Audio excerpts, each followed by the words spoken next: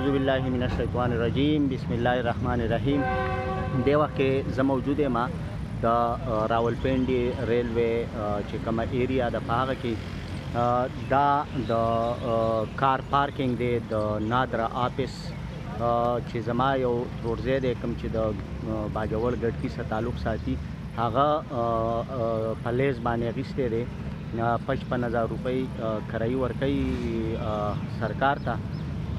او بیا چې دی نو دا د پارکینګ ګاډي ودرئ په دې ایریا باندې ګاډي ولاړي موټر کار او دا کم سایډ چې دی نو دې طرف ته موټر سایکلې ولاړي. مطلب مې د خبرې دا دی چې لږه موده مخکې داسې وه چې زمونږ کم باجوړ کمیونټي وه نو د هغوی داسې آیډیاز او د کم د کاروبار دپاره د هغو ته داسې قسم څه هنرونه نه وو. بس زیات نه زیات چې دی نو اکثر به موچي ټیې وي او چې ډېر تکړه کس و نو هغه به د دغه موچي سره سره چپلې او یا دغه شانې سینډل مینډل خرڅول. خو اوس الحمدلله زمونږ چې کوم باجوړ کمیونټي ده نو په هغوی کې نوي آیډیاز د بزنس او کم سکلز چې دي د انویسټمنټ کولو هغه پکې را پیدا شو. دوی دا چې کومه ایریا ده د ریلوے سرکاري علاقه ده نو دا چې کوم شړه علاقه ده دا دیو واغېستله په کرایي باندې 55,000 پر منت په کرایه باندې او دوی چې دی نو دا ګاډي دا موټر سایکلې دي د پارکینګ د دې نه پیس اخلي باقاعده رسید په ذریعه باندې او دا موټر سایکلې ولاړي دې سایډ ته نو ولاړي موټر کارز. نو اوس چوټي شوې ده چې کوم آفیسز دي د نادره هغوی واپس شوي دي اکثر نو په دې وجه باندې د ګاډو تعداد د نش برابر دی دا ټوله علاقه د موټر کارز نه ډکوي.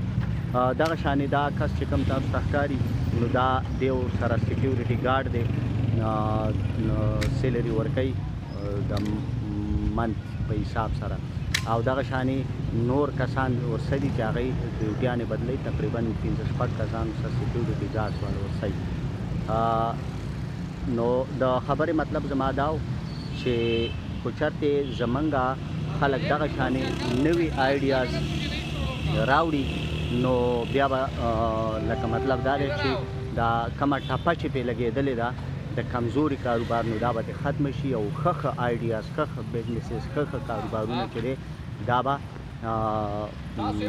خپل کې د دې څخه دا کسان اوس نور هم په کار دي دغه 15-16 سیکیورټي ګارډز هغوی ته هم تنخوا ورکوي نو هغوی هغه نغرې بلیږي او د دې هم ښه ټیک ټاک بهترین قسم بزنس دی. پر موټر سایکل پر ډے په حساب سره 30 روپۍ چارجز او د موټر نه 50 روپیز نو په دې وجه باندې د دې هم ښه بهترین کاروبار چلیږي او ورسره چې دی نو ډېر ښه پرسکون کار دی. بس د 2 بجو پورې چې کله آفس بند شي نو ګاډي هم ټول وځي او د دوی هم چوټي نو د دې وخته پورې